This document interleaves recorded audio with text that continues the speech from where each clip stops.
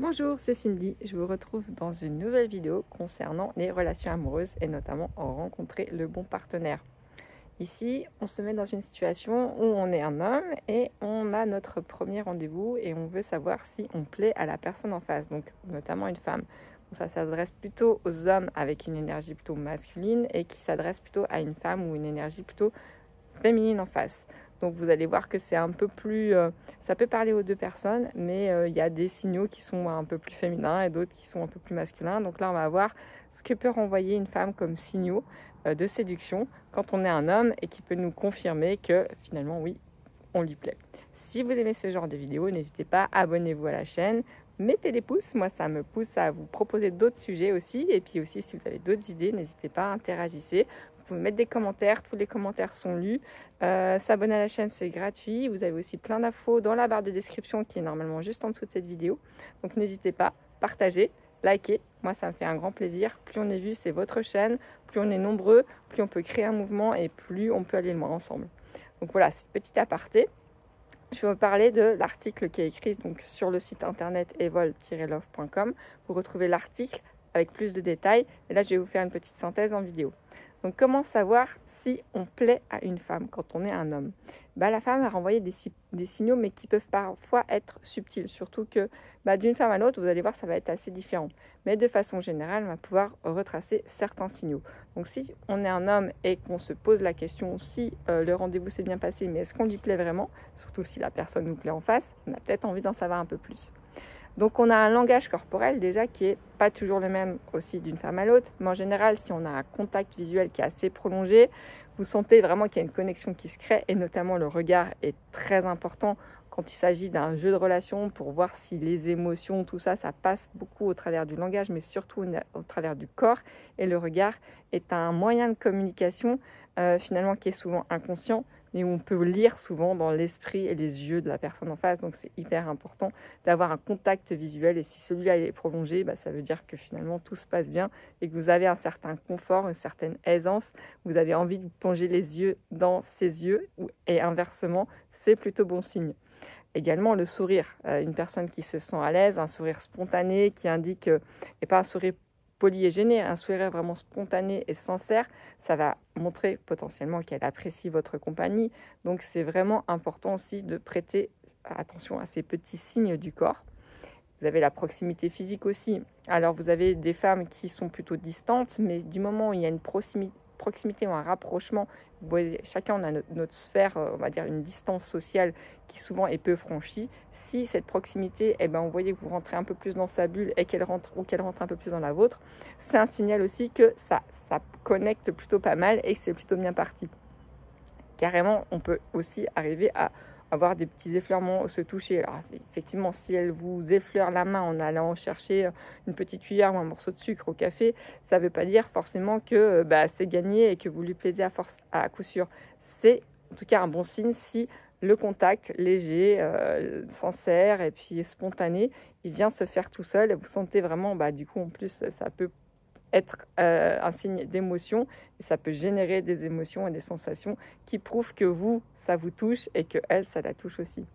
Et puis on a aussi chez les femmes ce comportement qui transparaît souvent, c'est les jeux des mains sur le visage, sur le cou, dans les cheveux. Vous voyez une femme qui aura tendance à se détacher les cheveux, à jouer avec ses cheveux, qui vous fait un sourire subtil. Ça prouve qu'elle est à l'aise et qu'elle a envie aussi de vous séduire et qu'elle est dans la séduction. Donc le toucher des cheveux, ça peut être aussi un signe que vous plaisez à cette personne. Sachant qu'aujourd'hui, et de plus en plus, je pense notamment sur certaines générations qui ont tendance à beaucoup avoir des réflexes de se toucher les cheveux, n'allez pas non plus interpréter des signaux qui ne sont pas des vrais signaux. C'est-à-dire une personne qui a l'habitude de se recoiffer ou qui a l'habitude de se toucher beaucoup les cheveux pour les remettre en place, c'est pas forcément le signe que vous les plaisez. Mais il faut interpréter vraiment les choses dans leur ensemble et selon l'attitude de la personne, vous allez le ressentir même sans avoir à analyser ces petits signaux subtils. Vous allez le ressentir, donc soyez connectés à vos ressentis avant tout. Mais voilà, si vous n'êtes pas sûr, ces petits signaux peuvent vous traduire le fait qu'une femme est intéressée. En tout cas, a l'air de vous apprécier et est séduite. Vous avez aussi tout ce qui est langage, cette fois verbal, avec des compliments. Vous voyez qu'elle est en admiration devant vous, qu'elle porte de l'intérêt à votre vie, ou alors même qu'elle peut vous taquiner si vous êtes sur le jeu de l'humour. vous avez vraiment des bonnes conversations. Ça marque aussi l'intérêt ou l'envie, en tout cas, de discuter avec vous de certains sujets.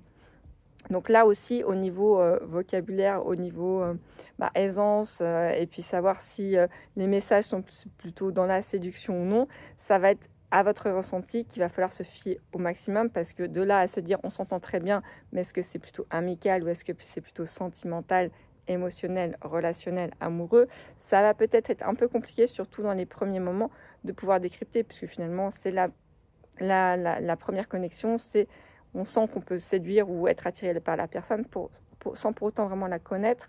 Donc c'est au fur et à mesure que vous allez sentir ce qui va créer une sorte d'alchimie.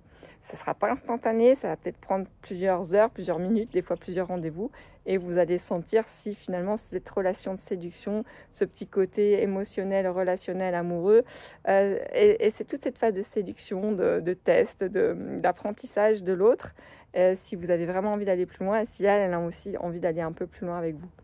Et ensuite, on a aussi également des actions. Si elle prend des initiatives, si elle vous rappelle ou vous répond rapidement, ça veut peut-être dire qu'elle attend votre message ou qu'on sent qu'elle vous porte un intérêt et que finalement elle est prête à changer ses activités ou pour vous répondre rapidement ou prendre des initiatives pour vous revoir plus facilement aussi. Et puis le fait qu'elle ait des bons souvenirs et qu'elle ait envie de se souvenir de petites choses que vous avez dit, que vous avez fait et qu'elle vous les rediffuse au fur et à mesure des rendez-vous, ça précise qu'elle a vraiment pris conscience que pendant ces moments qui ont été des moments importants pour elle, elle s'en rappelle et en plus elle vous le montre par des attentions particulières. Et puis après, si elle vous présente à ses amis ou à sa famille ou à des proches, si elle vous parle de ses amis, de sa famille, de ses proches, vous voyez qu'il y a vraiment une connexion qui, là, elle essaie de vous faire rentrer dans sa sphère à elle, dans sa sphère intime, personnelle, relationnelle. Et c'est un message aussi important, ça prouve qu'elle a envie d'aller plus loin sur une relation qui est plus engagée avec vous. Donc ça prouve aussi votre intérêt et son intérêt pour vous et votre importance à ses yeux. Et puis après, on a des signaux qui sont un peu plus confus avec si il y a une personne qui est assez émotionnelle en face de vous, il peut y avoir aussi une inconstance elle va être parfois distante, parfois proche, parce qu'elle-même va peut-être se poser beaucoup de questions, elle va réfléchir à ses sentiments, et puis finalement une sorte de malaisance, parce que le fait de tomber amoureux, on est bouleversé sentimentalement, émotionnellement, et on se reconnaît plus parfois, on va hésiter, on va avoir des comportements ambivalents, et ça prouve, cette confusion émotionnelle prouve que, émotionnellement, vous la renversez, donc c'est plutôt bon signe aussi. Là, il va falloir peut-être rassurer la personne en face de vous, et lui laisser le temps aussi d'avoir ses émotions, de ressentir tout ça et de le vivre à son rythme. Donc soyez aussi dans la bienveillance toujours. Donc voilà, les clés un peu, c'est l'observation, la communication et aussi fiez-vous à votre ressenti. Sans avoir à tout analyser, laissez-vous porter par le moment et puis laissez-vous enivrer par le moment. Et puis des fois, vous pouvez interpréter des choses qui n'existent pas ou inversement parce que vous avez vraiment envie d'y croire. Et c'est pas grave, on est tous pareils, on est humains, on a envie de rêver, on a envie de s'adonner, on a envie de vivre l'instant et c'est tout ce que je vous souhaite. Donc profitez du moment. Aussi, si vous avez un premier rendez-vous, vous-même, posez-vous la question, ça vous plaît pas, qu'est-ce qui va pas. Et puis, ayez votre ressenti en sortant du rendez-vous, vous êtes heureux, vous êtes malheureux, ça match, mais vous voyez plutôt comme une bonne copine ou pas. Et limite, si vous avez un doute, vous pouvez en parler ouvertement. Au contraire, ça permet des fois de poser les choses sans avoir à tout décortiquer, puisque finalement c'est l'alchimie, c'est la magie, il n'y a pas besoin de tout analyser. Donc c'est tout ce que je vous souhaite. Là, c'est quelques clés, mais ne vous fiez pas que à ça, fiez-vous à votre ressenti et vivez le moment. À très bientôt pour de nouvelles aventures, et si vous aimez, likez et partagez. À très bientôt.